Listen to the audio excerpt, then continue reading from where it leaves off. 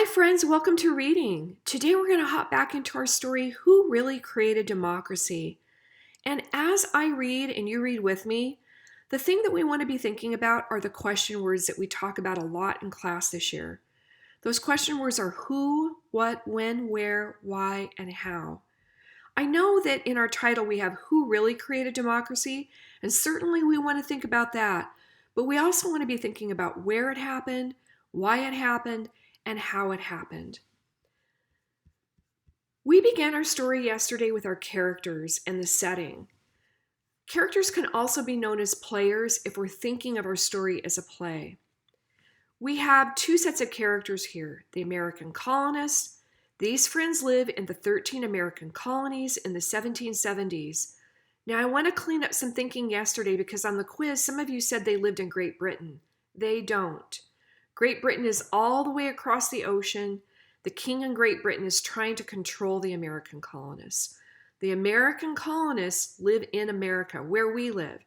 This is when there are only 13 American colonies. It's back in the 1770s. The ancient Greeks live in Athens. This is about the 5th or 4th centuries BC.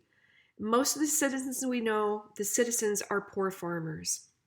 And we know that the people in Great Britain are pretty grumpy because the king is trying to control them and he's making them pay taxes. All right, friends. Oh, I do want to go back over one other thing, and that's that anytime we see anything about Athens and the characters that live in Athens, the Athenians, that will be bordered in red. And anytime we see anything about the colonists who live in the 13 colonies, that text will be bordered in blue. We start today in our chapter called Big Decisions. Changing the rules of Athens. The unrest in Athens is also spinning out of control. Unrest means that people are not happy. The wealthy rulers need to find a way to calm the city. They quickly make a plan. In 594 BC, they turned the government over to an aristocrat named Solon. They hope that he can bring peace to Athens. Friends, I want to go down here to this vocabulary word, aristocrat. An aristocrat is a member of a group of people thought to be the best in some way, usually based on their wealth. So, an aristocrat is a person who's wealthy, and people tend to think that they're better than other people, which we know isn't true. So, we know that Solon is an aristocrat, but the oligarchs think that he can probably bring peace to Athens. Solon was born to a powerful family, but he's also lived the life of a common person. He spent many years working as a trader. For this reason, the common people seem to like him. Members of the oligarchy know it's dangerous to give all the power to one person. The poor people know it too. If Solon wants, he can make himself king and create whatever laws he wants. But Solon doesn't want to abuse his power. He loves Athens and wants to settle the trouble. First, Solon changes the debtor's law. No longer will Athenians have to sell family members to pay debts. He even brings back people who were sold as slaves. So Solon does a really good thing. He says, hey, Athenians, we're not going to sell people into slavery anymore. And those people that were sold into slavery, we're going to bring them back to live with their families. They're not going to be slaves anymore. I'm going to read the caption down here. Solon liked to write poetry. That's pretty cool. Much of what historians know about Solon comes from his poems. The people are excited about this change, but the poor still have no voice in government. Friends, this means they can't vote and they can't make laws. If Solon wants, he can change the law back anytime. Then Solon starts to rearrange the government and society. He divides citizens into 4 classes based on how much their farms produce. People can move into a higher class by growing more food. The people in the top 3 classes are allowed to run for government office. In this new system, the aristocrats no longer control everything. The common people like what Solon is doing, but the lowest class still can't be part of the government. And they're still struggling to feed their families and pay debts to the aristocrats. Solon's changes just aren't enough. The aristocrats aren't happy either. They don't like that lower classes have some power now. A negative buzz, that means negative talking, can be heard in Athens. No one is really happy. Can Solon's new government survive? Page 88. Now I see that this text is bordered in blue, so I know we're switching and we're talking about the colonists in America where we live now. The colonists go to war. Uh-oh. The American colonists continue to struggle with their government. The Patriots hate Britain's unfair treatment of the colonies. But what can they do? After the Tea Party, Parliament closed Boston Harbor. So the Tea Party is also, it's not a real tea party where people sit and drink tea and eat little cakes. What they mean is this is that day that we learned about before where the people, the colonists, are so angry with the king about taxing their tea, they take all of the tea, barrels of it, and they dump it in the harbor. So I want to go back and jump back into the story here so we understand what the Tea Party is. But what can they do? After the Tea Party, Parliament closed Boston Harbor. British soldiers now march through the colonies, and the king just signed a bill that forces colonists to house and feed those soldiers. So the king has sent all the way over the ocean these soldiers to control what's going on in the colonies. And boy, the colonists are not happy about that. Patriot leaders meet in Philadelphia in September 74. Remember, a patriot leader is somebody who's going against the king. Leaders at the Continental Congress discuss what should be done. Finally, they decide the colonies will stop all trade with Great Britain. They also write a letter to the king. They ask for fair treatment and a voice in the government. The Patriots' efforts only make the king and Parliament angrier.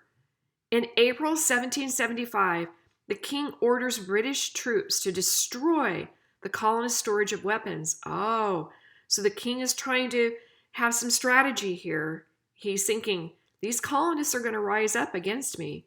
We're going to destroy their guns and any weapons they have. That way they can't fight. I'm going to hop back into the story right here.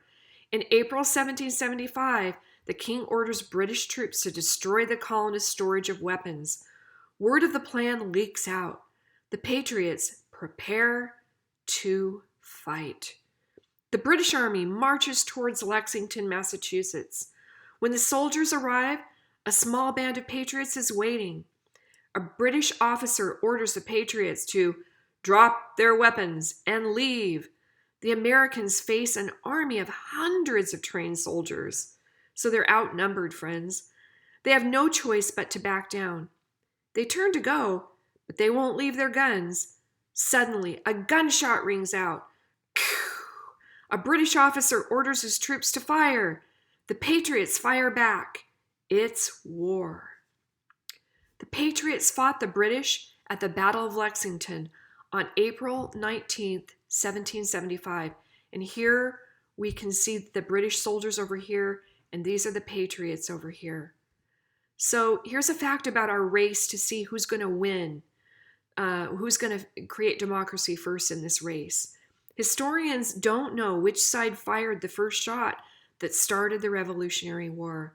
So people that study history, no one even knows to this day who fired the first shot, whether it was the Patriots or whether it was the soldiers. Jefferson standing, so this is Thomas Jefferson, he was also a president, worked with the other patriots like Benjamin Franklin, left, so this is Benjamin Franklin, and John Adams, center. This is John Adams on the Declaration. In June 1776, Patriot leaders asked Thomas Jefferson to write a declaration. They want to tell the world that they are fighting this war to be independent from Great Britain. So friends, the colonies want to separate from Great Britain all the way across the ocean. They want to be their own place. In the document, Jefferson lists the ways the king has wronged the colonists. The king has refused to give them a say in government. He has made them pay unfair taxes. He hasn't given the colonists fair trials. Jefferson writes that the colonists will no longer take this unjust treatment. Page 91. The document is presented to the Patriot leaders on July 4th, 1776. So friends, think about why we celebrate Independence Day, with the fireworks on July 4th. That's coming up pretty soon, right? So why would we celebrate that? And I'm going to read this one more time. The document, the Declaration of Independence, is presented to the Patriot leaders on July 4th, 1776. 56 men signed their names to the Declaration of Independence. By doing so, they are committing treason against Great Britain. The king could have them killed for this act. Winning the war is now life or death for the colonists. Here's another fact about this time. 2 future presidents signed the Declaration, John Adams and Thomas Jefferson. So friends, in this picture, we have Jefferson right here, and I told you that he became president, right? I want to read who these people are again.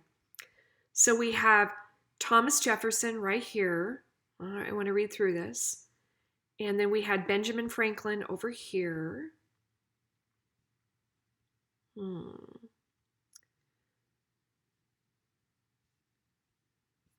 it's right here. I'm so sorry. John Adams. John Adams is right in the middle. I just wanted to make sure I had that right. Thank you for bearing with me on that. So John Adams in the middle became president. Thomas Jefferson over here became president. We know Benjamin Franklin too, and we're going to read a story about him at the very end of the year. He's also a very important player, just in a different way. All right. Tomorrow's story, friends, is battling it out. So tomorrow we get to the battle of this story. That's a pretty big deal. I do want to read this down here, though. Declaration. Declaration is a public announcement. Treason, though, is the crime of betraying your country or government. Signing the Declaration of Independence. So this is all of the players, right? All of those 56 men signing the Declaration, saying to the king, we don't want to be a part of Great Britain anymore. We want to be our own country. All right, friends, your next task is to answer the questions.